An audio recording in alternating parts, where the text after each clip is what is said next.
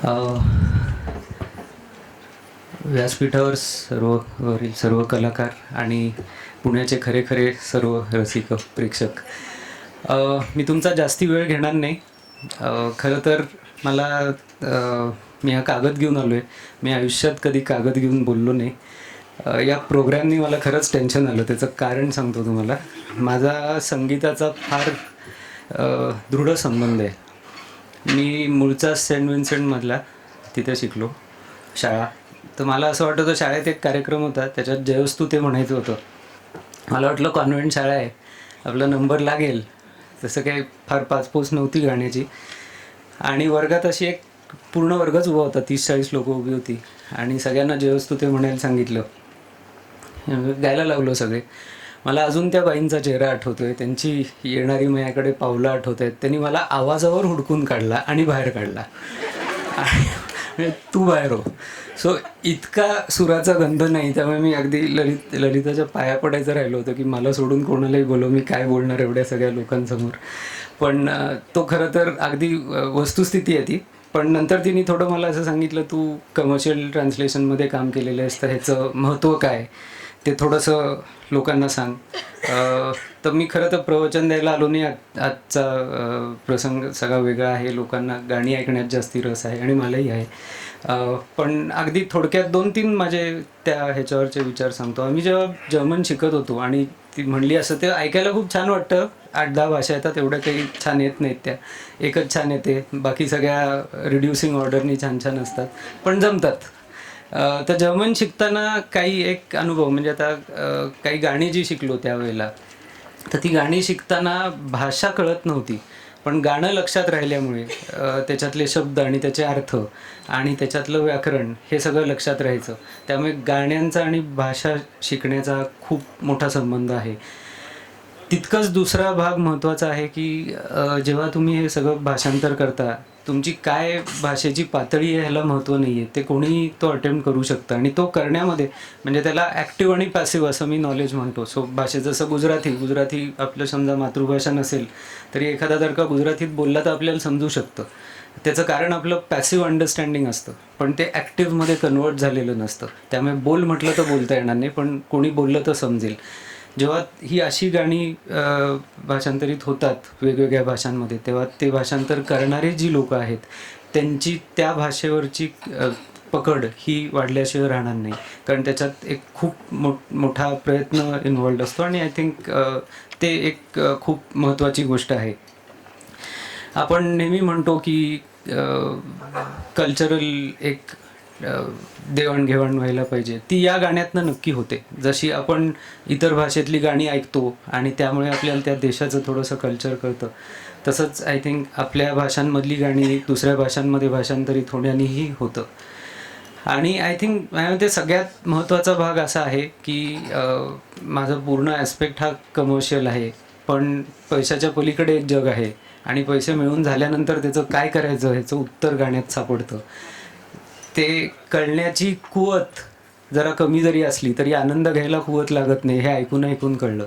आणि I think तो आजच्या या कार्यक्रमाचा सगळ्यात महत्त्वाचा भाग मला वाटतो आणि त्यामुळे मलाही हे ऐकायला खूप आवडणार आहे. सो तुमचा जास्ती वेळ घेत नाही, मला इथे बोलवलं त्याबद्दल धन्यवाद आणि आपण सगळ्यांनीच या कार्यक्रमाचा आनंद घेऊ. Thank you.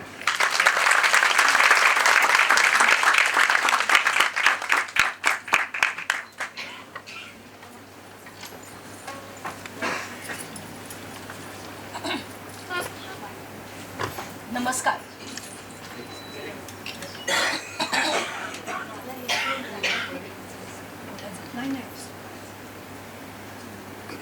Hello hello hello hello hello hello hello hello. नमस्कार.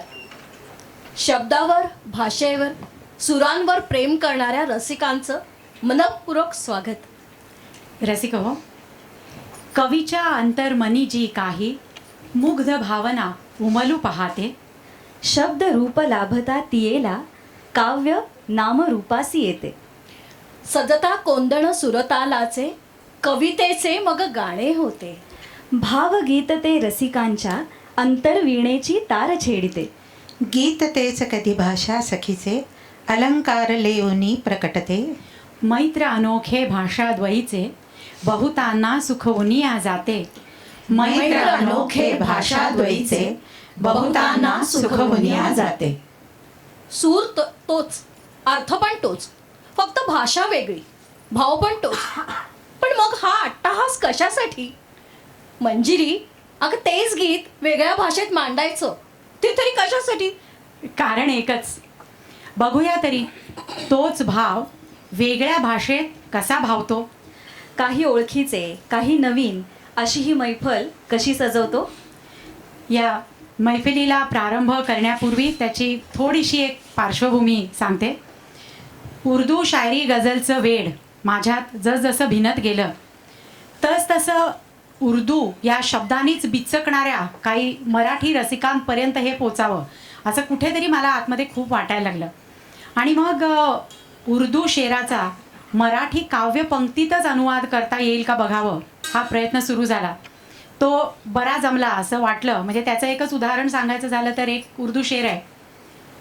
देखा जो हुस्न यार तबीयत मचल गई, देखा जो हुस्न यार तबीयत मचल गई, आँखों का था कुसूर छुरी दिल पे चल गई.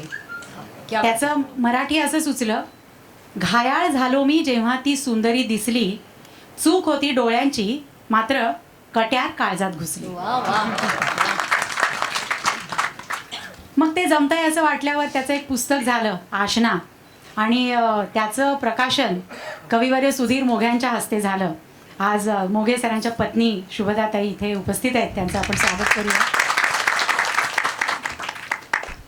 मग असं वाटायला लागलं की अशा सुट्या सुट्या शेरांचं भाषांतर करण्यापेक्षा संपूर्ण गझलच आपल्याला मराठीत आणता येते का बघूया.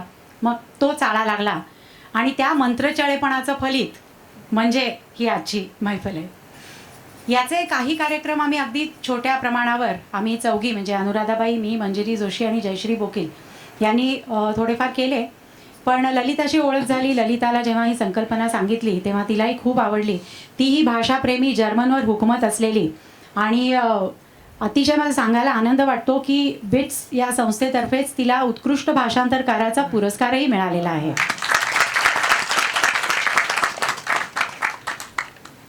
आणि मग मोठा त्याचा स्टेज शो करण्याची कुवत त्यामध्ये आहे असं ललिताला वाटलं. आणि मग आजची ही मैफल सजली.